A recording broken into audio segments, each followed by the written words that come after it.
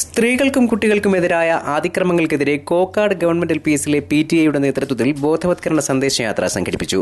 ചൊവ്വാഴ്ച രാവിലെ 10 മണിക്ക് സ്കൂളിൽ നിന്ന് ആരംഭിച്ച സന്ദേശയാത്ര PTA പ്രസിഡന്റ് Y സന്തോഷ് ഉദ്ഘാടനം ചെയ്തു.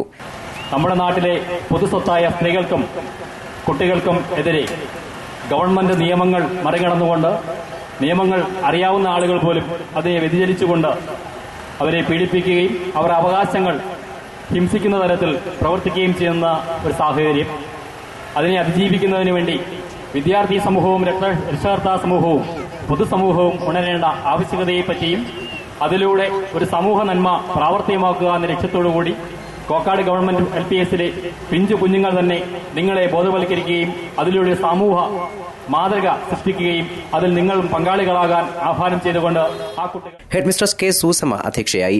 സ്കൂളിലെ തെരഞ്ഞെടുക്കപ്പെട്ട വിദ്യാർത്ഥികൾ സന്ദേശയാത്രയ്ക്കിടെ വിവിധ കവലകളിൽ ബോധവത്കരണ പ്രസംഗം നടത്തി. രാഹുൽ R. നായർ, പാർത്ഥൻ, കാർത്തിക S. നാഥ്, അനഘ എന്നീ വിദ്യാർത്ഥികളാണ് വിവിധ കേന്ദ്രങ്ങളിൽ സംസാരിച്ചത്.